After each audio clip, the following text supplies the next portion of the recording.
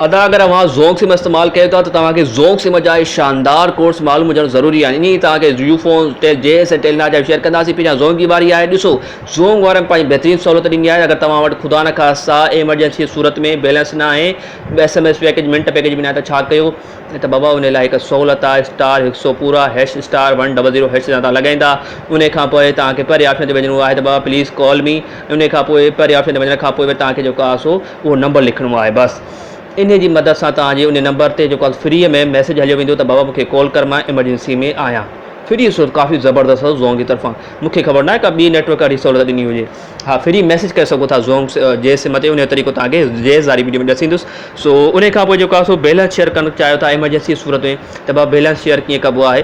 सो बाबा उन लाइ जेको आहे सो *828# जॾहिं तव्हां कोड लॻाईंदा, *828# लॻाइण खां पोइ तव्हांखे उहो नंबर लिखिणो आहे जंहिं ते तव्हां बैलेंस शेयर करणु चाहियो था। पर यादि रहे त तव्हांखे शुरू वारो 0 न लिखिणो, ठीकु आहे। 03 लिखंदा आहियो न, शुरू वारो 0 तव्हां कटे करे 3 खां पोइ जेको आहे नंबर शुरू कंदा। उन खां पोइ तव्हां घटि में घटि जेको रक़म आहे मोकिले सघो था। 10 रुपयनि खां मथे शेयर करे सघो था, ठीकु आहे।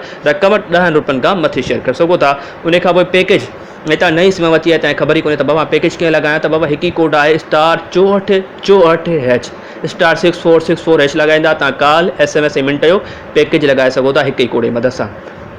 हाँ, जॾहिं तव्हां पैकेज लॻाए छॾियो आहे, पैकेज लॻाइण खां पोइ इहो ॾिसणु चाहियो था त मुंहिंजे मिंट केतिरा बचा आहिनि, SMS केतिरा बचा आहिनि, ऐं MB केतिरी बची आहे। त उन लाइ बाबा तव्हांखे हिकु ई कोड लॻाइणो आहे। उन जी मदद सां तव्हां सभु हिकु ई कोड सां ॾिसी सघो था। *102# *102# लॻाईंदा, तव्हां सभु कुझु हिकु ई कोड सां ॾिसी सघो था त केतिरी जेको आहे बचा आहिनि। उन खां पोइ अगरि तव्हां पंहिंजो जेको आहे बचियल बैलेंस सिम में केतिरो बैलेंस बचियो आहे ॾिसणु चाहियो था, त *222# तव्हां लॻाईंदा, तव्हां सिम जो बैलेंस ॾिसी सघो था। अगर तव्हांखे को मसइलो अचे थो त बाबा हेल्पलाइन ते ॻाल्हाइण लाइ 310 जो हेल्पलाइन नंबर आहे, 310 ते कॉल करे पुछी सघो था। अगर तव्हांखे एडवांस वठिणो आहे, लोन वठिणो आहे एडवांस, त उनजो कोड आहे *911#, *911# लॻाए करे तव्हां एडवांस वठी सघो था। ऐं ऑटोमेटिक एडवांस थो अची वञे ज़ोंक सिम ते। हाँ, जंहिं सिम जो मां तव्हां शेयर कयोसीं, काफ़ी दोस्त जो त ज़ोंक सिम ॿुधाए त भाउ ज़ोंक सिम लाइ तव्हांखे अनसब लिखी करे UNSUBK लिखी करे 911 ते शेयर कंदा, ऑटोमेटिक एडवांस अचणु बंदि थी वेंदो। जॾहिं तव्हां चाहींदा तव्हांखे कोड लॻाइणो पवंदो, पोइ ईंदो, ठीकु आहे। उन खां पोइ तव्हां सिम रखी छॾी आहे ज़ोंक सिम जी। हे वीडियो ॾिसण खां पोइ तव्हां जेको आहे चओ था ज़बरदस्त सिम आहे, पोइ तव्हांखे सिम लॻाओ ऑफर में तव्हांखे मिली वेंदी। अगरि तव्हां हुनजा अहल हूंदा, उन लाइ तव्हांखे कोड लॻाइणो पवंदो *106#, ठीकु आहे। *106# लॻाईंदा, तव्हांखे सिम लॻाओ ऑफर मिली वेंदी अगरि तव्हां अहल हूंदा। नंबर कीअं ॾिसबो आहे ज़ोंक सिम जो, त *8# तव्हां लॻाईंदा, *8# तव्हां लॻाईंदा, तव्हां जेको आहे ज़ोंक सिम जो नंबर ॾिसी सघो था। अगरि तव्हां वटि इहो कोड वर्क न करे, तव्हां कॉन्ट्स में लिखी छॾियो। कॉन्ट्स में तव्हां रूबर परेशान ईंदा।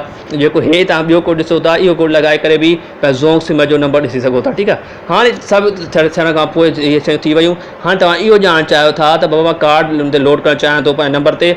सो कार्ड लोड करण लाइ हिकिड़ो कोड इस्तेमालु थींदो आहे। कार्ड जेको 100 रुपए जो कार्ड, 200 रुपए जो कार्ड मिलंदो आहे न, उहो कीअं लोड कबो आहे। अलाए थोरो नंढी लिखियलु आहे, हथ 3 आङुर सां लिखियो आहे, त तकलीफ़ आहे त उन लाइ लाइक करे छॾंदा, वरी तकलीफ़ आहे लिखियो आहे, पाण लिखियो आहे, ठीकु आहे।